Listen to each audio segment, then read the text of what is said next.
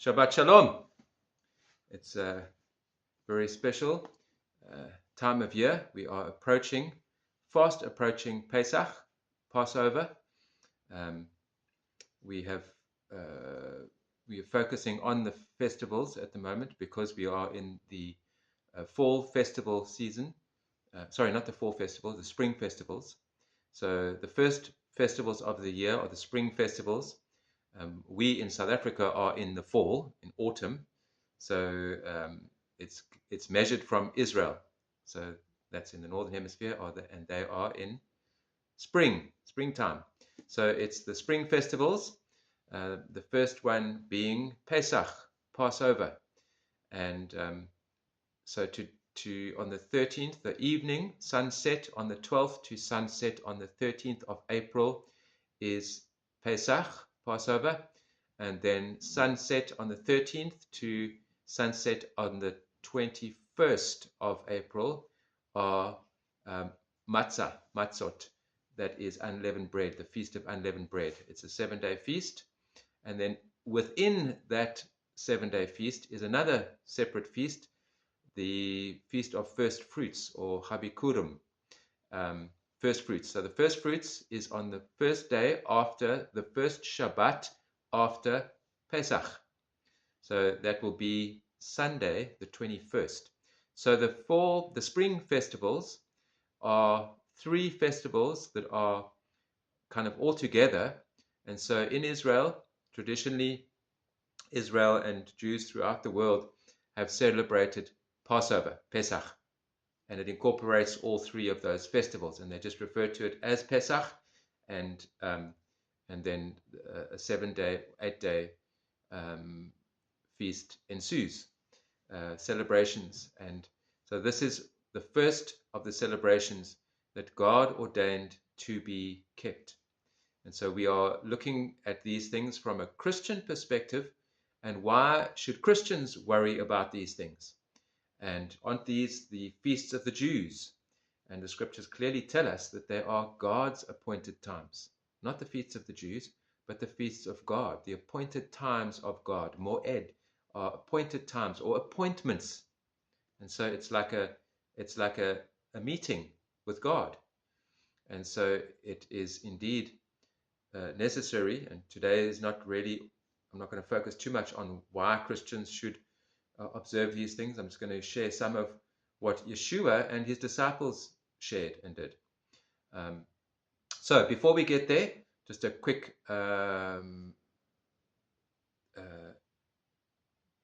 advert pause. I have a new payment method. If you are blessed by this ministry and you would like to support this ministry, either just a once-off or continually, you can click the link down below, the My Coffee link. So you can buy me a coffee, either one or many, depending on how you are blessed and are moved to support this ministry. It's a online payment method which makes payment very simple and easy, and it's as much as a coffee or a few coffees over time. So you can do either that. You can also like and share this video. You can subscribe to the channel, and that will all help to support this ministry. Or you can buy one of these paintings or commission me to do a painting of your favorite scene. You can send me photographs of a scene that you really love and would like an oil painting. These are all oil on canvas, either stretch canvas or canvas board if you're overseas and it needs to go overseas, be flown or whatever. It goes in a cylinder, so it needs to be on a stretched canvas that can then be rolled up and sent in a cylinder. So you can support me and this ministry in these ways. Okay, so getting on with today's message is about Pesach. Pesach 2025, and why should Christians really worry about these things? A quick overview, if you are unfamiliar with the festivals, if you are new to the idea of Christians paying attention to Jewish things, normally the way people refer to it. As I've said, these are God's appointed times.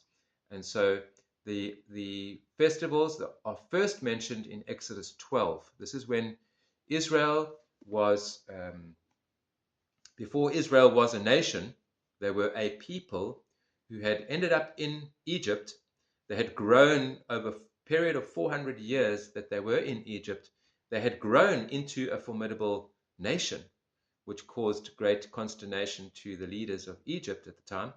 And so Moses is commissioned by God to bring Israel, the Hebrew people, out of Egypt. And so Exodus chapter 12 is the kind of the climax of the story when finally Pharaoh grants permission for Moses to take Israel out of Egypt. And it is then when God says to Moses, this will be the first day of first month for you. And on the 14th day, you are to sacrifice a lamb, put the blood on the doorposts. And it was the final miracle that God performed in Egypt, which finally convinced Pharaoh to let Israel go. And so it was the blood, the sacrifice of a lamb, one lamb per family, with the blood on the doorposts, that caused God, the destroying angel of God, to pass over those households. And so Exodus 12 is the first mention. Leviticus 23 is where we get further details of these festivals. So Passover would be Leviticus 23 verse 5, Exodus 12, the whole chapter. Then we get the feast of Matzot, which is the next day, because in addition to sacrificing the lamb and putting the blood on the doorposts, God also commanded Moses that everyone should bake bread without yeast in it, because they had to leave in a hurry and they would need food to sustain them over a couple of days, and the leavened bread would go stale. And so they were commanded to make bread without leaven. They were commanded to eat in a hurry. So these are the things that God commanded. And then in Exodus 13 verse 1, we get the first mention, not explicitly stated, but the significance of Habikurim, which is the feast of first fruits. In Exodus 13, God says to Moses that all the firstborn of Israel will be his. They are his. So it's the significance, or the beginning of the significance, of the first fruits, the firstborn. And so the firstborn of Israel were saved. The firstborn of Egypt were killed in that final miracle that God caused Pharaoh to let the people go. It was the destruction of all the firstborn of Egypt. The firstborn of Israel were saved, and God said, these are mine.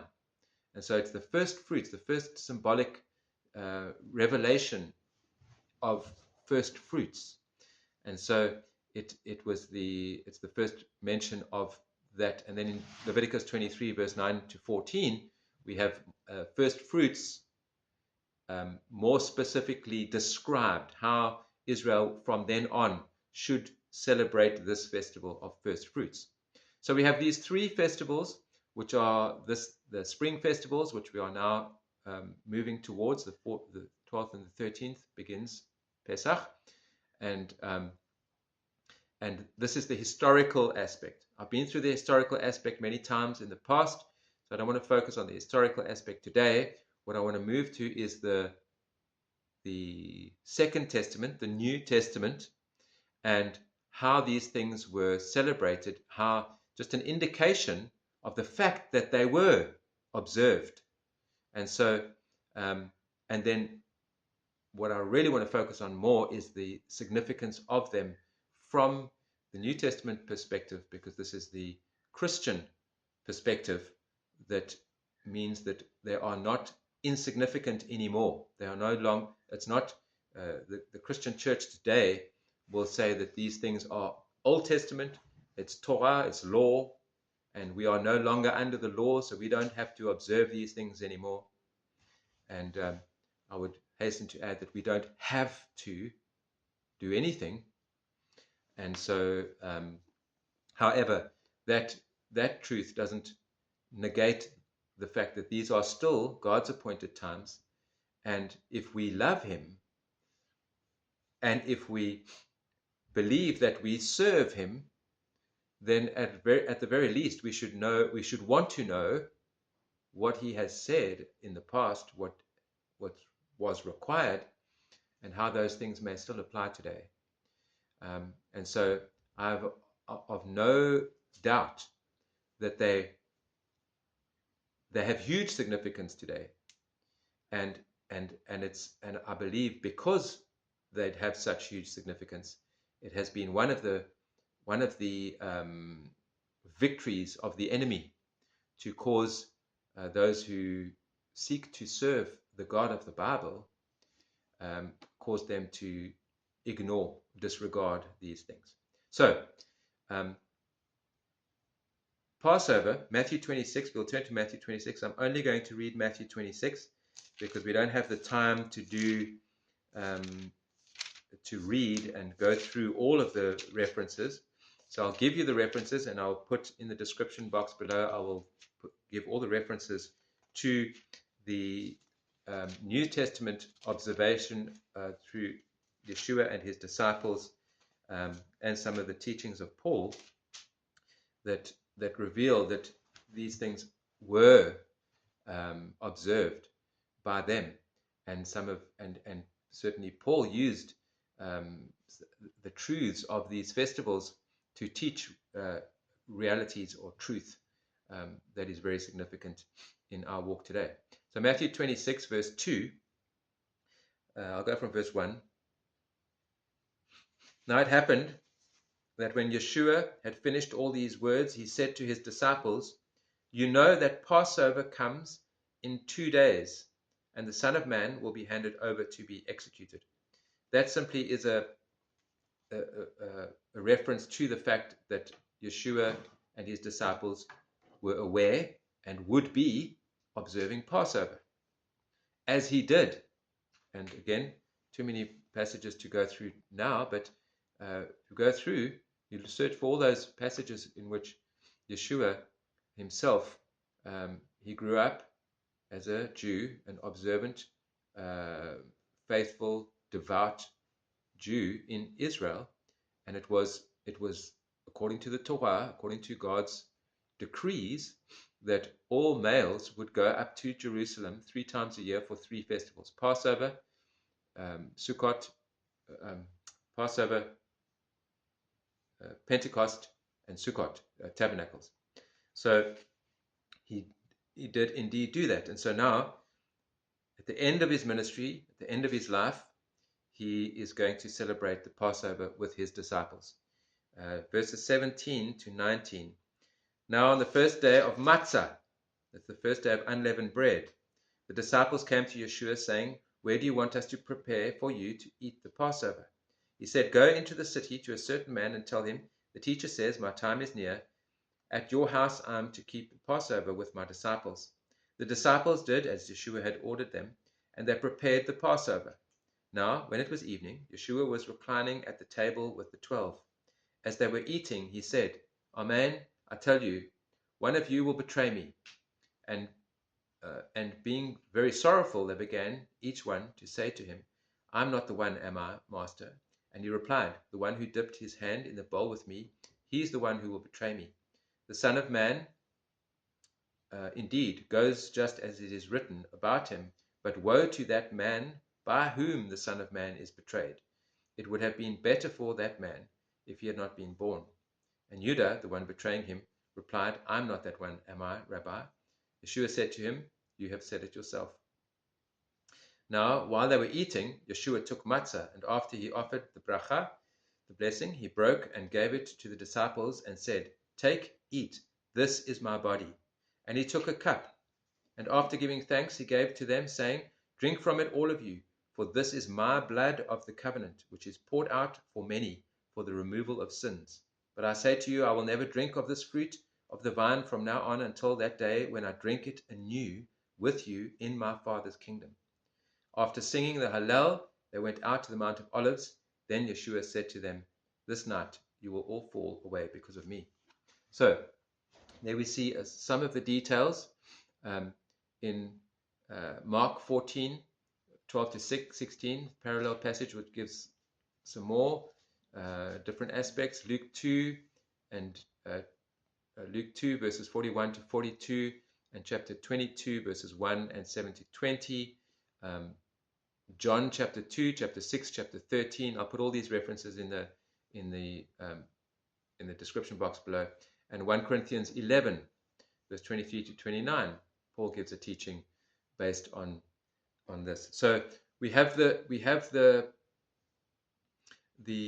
revelation that Yeshua gives of the significance, the spiritual significance that is based on the physical, historical practice of the Passover. And he does it at Passover. And so we see from the various accounts of his meal, his Passover meal with his disciples, there are 4 things that are revealed. 3 things, really. Well, 3, and then 1 is what John the Baptist revealed about Yeshua as the Passover. So the first thing was the foot washing, then the breaking of the bread and the wine. And in addition to what was signified before in the historical aspect, we have these kind of further details from a spiritual perspective of what believers now should be. We should understand by now that the whole history of Israel, the whole physical realities of the Old Testament have had then, but are revealed as being spiritual lessons, physical realities that teach spiritual lessons. And so essentially these physical realities still apply or still teach those spiritual lessons, and so are still very important for us to observe, to recognize. So first of all is the foot washing. It was, and if we look at Yeshua's ministry and his objection and his accusations towards the religious leaders of the day, the washing of his disciples' feet, which is what we read in John. It wasn't recorded in Matthew, but we read it in John, where Yeshua washed his disciples' feet. It is a demonstration of humility, which was completely contrary to what the Pharisees and the religious leaders of the day represented and displayed. So they displayed that being a religious leader put you up on a platform, on a higher level than everyone else. And so they were proud and arrogant. And he speaks of Matthew 23, the scribes and the Pharisees who are hypocrites and who want to be seen and who want to be revered. And so they do these things. They put on this show of being so holy and so righteous and keeping every last little, not just keeping every last little letter of the law, but adding so much to the law. Yeshua said of them that they demand the people carry heavy loads that they themselves are not prepared to carry. And so this was a reference to the adding on to God's law. They added on to it. That Yeshua tells us his burden is light, his yoke is easy, and his burden is light.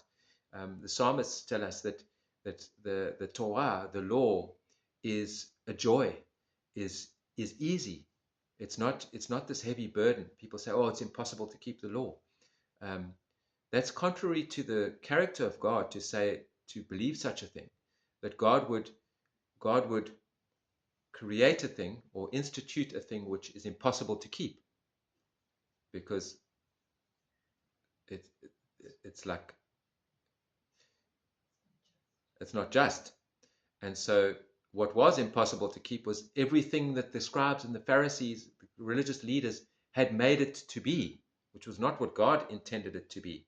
And so Yeshua could say, well, you would take if your animal falls into a pit on the Shabbat, you'll take it out, won't you?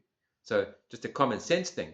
So it's not the religious leaders had a very legalistic observance of much more than what God required, what they interpreted, and what they added to what God required.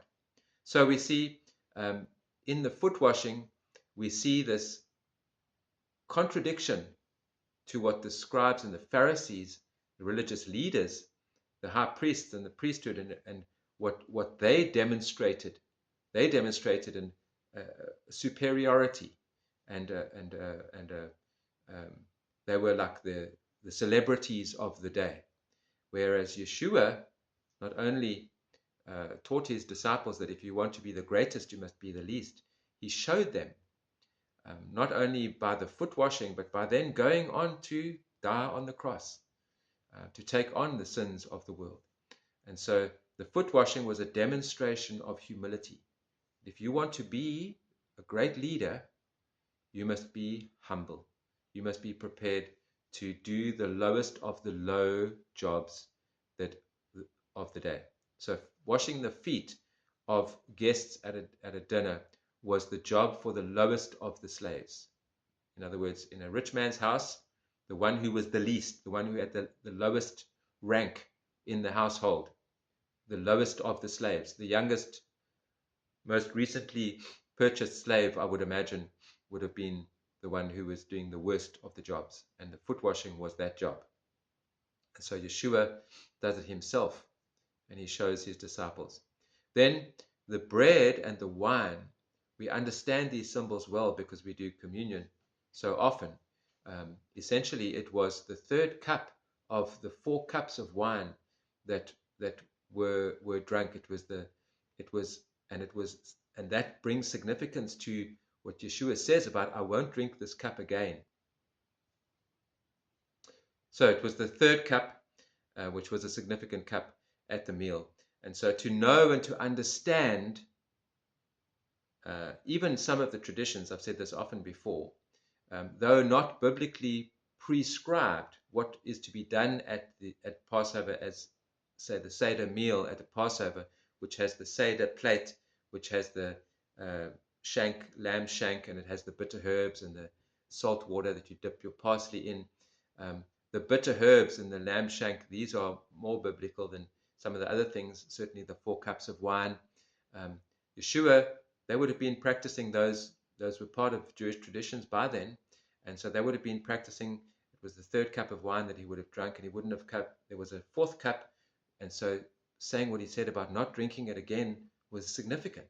And so knowing even traditions, knowing the Old Testament biblically prescribed events is essential. But even knowing some of the Jewish traditions is very helpful to understand and to interpret the significance of what Yeshua and his disciples did. So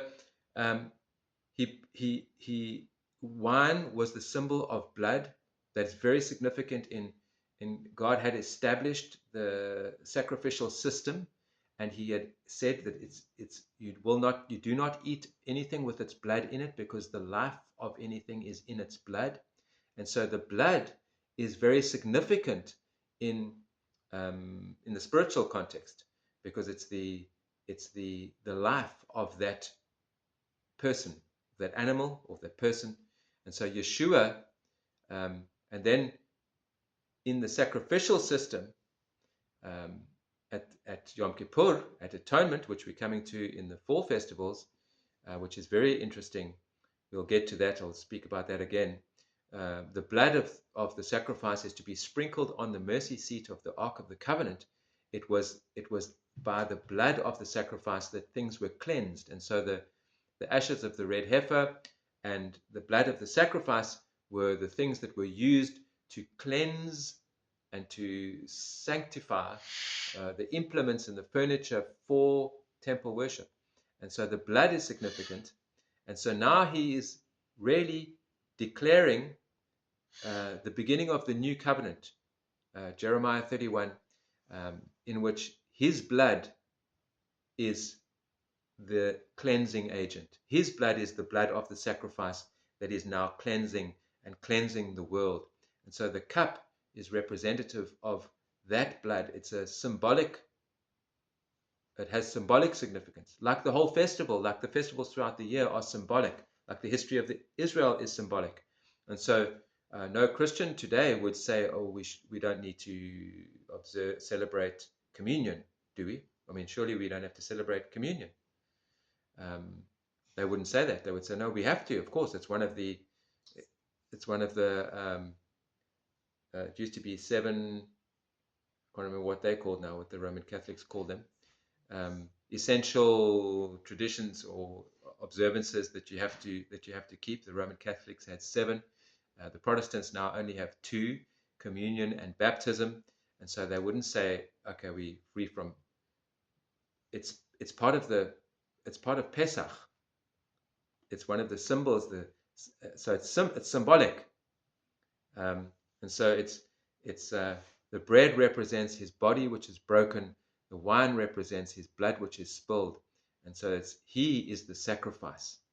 And of course, the significance, the symbolism of the bread continues into Matzot, the Feast of Matzah, which is the second time. And John in John chapter 1, verse 29, John the Baptist refers to Yeshua as the Lamb of God who takes away the sins of the world. And so we have this great spiritual significance in the whole Pesach meal. I do think that by doing away with Pesach and instituting a weekly communion, the church has done damage to the significance of the blood and the bread and the blood, the bread and the wine, because it's an annual event. So no Christian today would say, oh, well, should we celebrate Christmas every week? It's an annual event. He was born once. There's a singular date in the year when one is born, and so birthdays are celebrated once a year, not every weekend. And the sacrifice was made once for all, and it's for all time, and it's forever. And so it's been separated. The sacrifice has been separated from the appointed time that God ordained it to be celebrated. And so that appointed time has been done away with, and it's now observed every week in many churches. And so it kind of dilutes the significance of that event, I believe. So hopefully, if you are very devout and you are moved as much every time, that's good. I would hope so. But certainly, if it remained a once a year event, it would be that much more of a celebration to be looked forward to, like people look forward to Christmas. It's like a whole time of year that everyone loves and looks forward to, and people go on holiday, and so your whole year is focused on Christmas. That should be what Passover is like, because it is the significant festival of the year. And so all the festivals, we have 7 festivals that we can look forward to. So it's like if you take the anticipation of Christmas and you multiply that by 7, that's what we have. We have 7 festivals that we should be celebrating as fervently, if not more. I would say 10 times more fervently than Christmas is celebrated. So that's Passover, the day. So because there are 3, it's all put together into Passover, and so the significance of these things are celebrated over the whole 7-day period. And the day after Passover begins the 8 days, because the day after Passover begins the 7-day festival of Matzot, and so it's 8 days. And Matzot is the unleavened bread. And Matthew 26 we've read, Mark 14, Luke 2. I'll put these references in the description box. Acts 20, 1 Corinthians 5, 6 to 8. The festival of Matzot, it's the unleavened bread, and the significance of this is the leavening agent is it's a small quantity of very small quantity of yeast in a large quantity of flour. That small quantity of yeast permeates that whole batch of flour, which is what Paul talks about in the leaven of the unbeliever. It permeates just the whole batch. So a little bit of leaven makes the whole batch sour. So the leaven then, it's the action of that permeation which is significant. So leaven itself is not bad. People think, oh, leaven represents sin, so no, leaven's a terrible thing. It's the action of permeation. So a little bit of sin permeates the whole body, or the whole family, the whole community. So it's that little bit of sin. So we understand that the matzot represents the bread that they were eating, which Yeshua broke and said, this represents my body. It was without leaven. So it was without that permeation of sin throughout the body. And so the leaven came to represent sin and the permeation, that effect that it has. And so if you can put off the leaven, get away from leaven, get away from sin, it will keep you clean. You won't be permeated by it and affect others by your sin. And so the unleavened bread, matzot, it's a 7-day period in which to honor, recognize Yeshua as being the only one who is sinless. And then a very nice tradition that I love, that the Jews engage in. It's a game that is really for the children. It's a teaching tool. It's a wooden spoon with a feather and a bag or a cloth, white cloth with a red scarlet ribbon and a candle.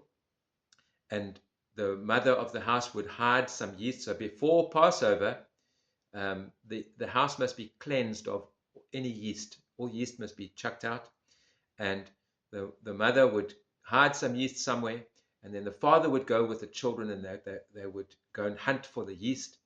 And they would find it, and then he would sweep the yeast onto the spoon with a feather, close it all up in this fabric and tie it with a scarlet ribbon. And then they would take it outside, and they would burn it outside the house. So it's a whole game that is played that represents the removal of yeast. And this is a significant game and something that everyone can do, which is a reminder to everyone of the necessity to remove sin from our lives, to live as holy as we can, to strive to be better every day, to try and fulfill the decrees of God every day, to please God with our lives by living in a way that pleases Him. The way that pleases Him has been revealed to us in the Scriptures. So there's no mystery, there's no doubting. We can read the Scriptures, we can see what pleases Him, and we can do those things and live that way. And so that is all like this removing leaven from the house. And so we have 7 days to reflect on what Yeshua has done for us by securing eternal life for us, by removing our sin from the judgment seat. But in our everyday living, we can strive to be what He was and not earn. We already have our salvation, so it can't earn us our salvation. But as John says in 1 John, now I forget if it was 1 John or 2 Peter. You can Google it. Make your redemption sure. So we are saved, but we can, in a sense, make our redemption sure. Paul says in Philippians that we work out our salvation with fear and trepidation. So it's not about earning your salvation. It's really about living up to your salvation.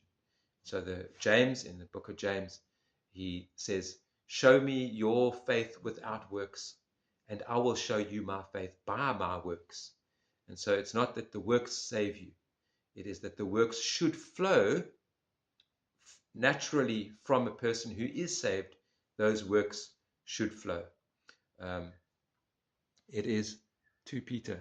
Yeah, 2 Peter 1. So I think I might read it for you. So we have unleavened bread, matzah, and then Habikurim. It is the first fruits of the Yeshua, is the first fruits of the resurrection. It is the one festival that always falls on the same day. So it always falls on a Sunday. All the other festivals will be on a different day depending on the calendar, but because Habikurim is the first day after a Shabbat, so Shabbat is always a Saturday, and it's the first day after the Shabbat, so it'll always be on a Sunday. Yeshua, Peter, John, and the ladies went to the tomb on the Sunday. It was after the Shabbat. They went to the tomb on the Sunday. On the Shabbat, they couldn't do any work, so they couldn't do anything. And so they had to go on the Sunday to the tomb. They found the tomb empty. And so it was sometime in the night when he rose. And so its first fruits is always on the day that Yeshua rose from the grave. So he is the first fruits of the resurrection. And Paul talks about it in 1 Corinthians 15. I'll just read that quickly for you. 1 Corinthians 15, 20 to 28.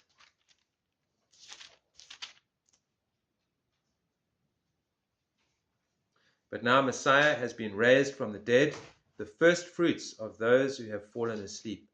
For since death came through a man, the resurrection of the dead also has come through a man. For as in Adam all die, so in Messiah will all be made alive, but each in its own order. Messiah the first fruits, then at his coming, those who belong to Messiah. Then the end, when he hands over the kingdom to God the Father, after he has destroyed all rule and all authority and power.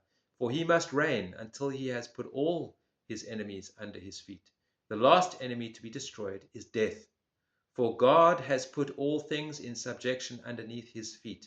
But when the psalmist says that all has been put in subjection, it is clear that this does not include God himself, who put all things under Messiah. Now when all things become subject to him, then the Son himself will also become subject to the one who put all things under him, so that God may be all in all. So Yeshua is the first fruits of the resurrection, which Paul tells us explicitly, and we see it demonstrated in that festival of first fruits. Every single year we are reminded of that truth. Now, Exodus chapter 12, when God gave this to Moshe, and this is repeated a number of times in the Old Testament, Exodus chapter 12, verses 25 to 27, he says to Moshe, when you come into the land which Yahuwah will give you, as he has promised.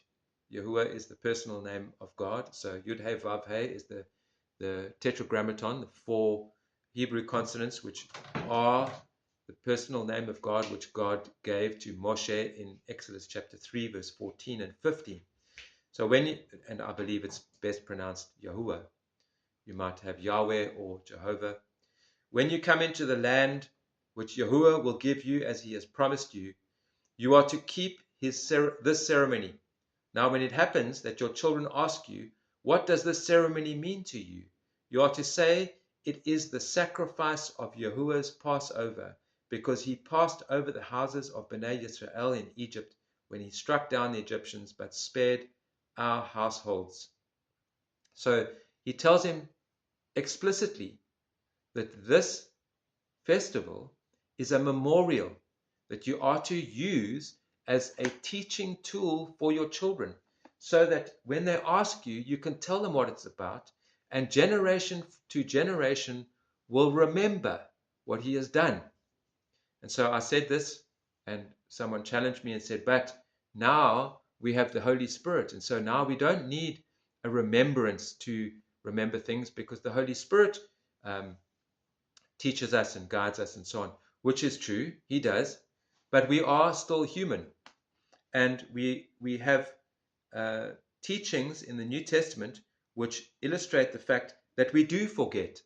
And one that comes to mind is the coal in the fire. If you take one coal out, it goes cold. It goes cold. But if you put it back in the fire, it heats up again. And so it's a human failing that we do forget. When we stop reading the scriptures, when we stop fellowshipping with other believers and speaking about the things of God, when we stop meeting together as believers in a formal worship service type setting, then we grow cold and we start becoming like the world. And so in 1 Corinthians 10,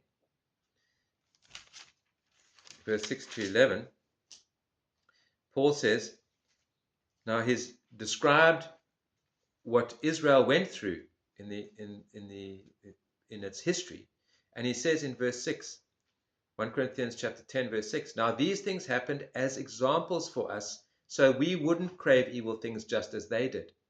And then further down in verse 11 he says, now these things happened to them as an example, and it is written down as a warning to us. So even Paul affirms that we can forget, and we need warnings. We need examples as warnings. And so, and then we come to 2 Peter, which I mentioned, 2 Peter chapter 1, verses 12 to 21. Therefore, now Peter also is explaining what qualities believers should have, and what Messiah has done, and what qualities the Messiah has, and those who lack these qualities. And then he goes on to say in chapter 1, verse 12, therefore I intend to keep reminding you of these things, even though you know them and are well grounded in the truth that you have. I think it right to stir you up with a reminder as long as I remain alive in this tent of the body, knowing that my death is soon, as your Lord Messiah has made clear. And I will make every effort for you to always remember these things, even after my departure. So Peter affirms that we are inclined to forget, and that we need reminding, and that so we should be reminded. So we know that from our human natures and from our own experiences that when we have traditions, when we have ceremonies, when we do things, memorials. So we have various memorials in our own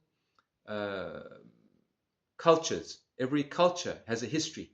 And so every culture has memorials of significant events in that history. So we have the English have Poppy Day,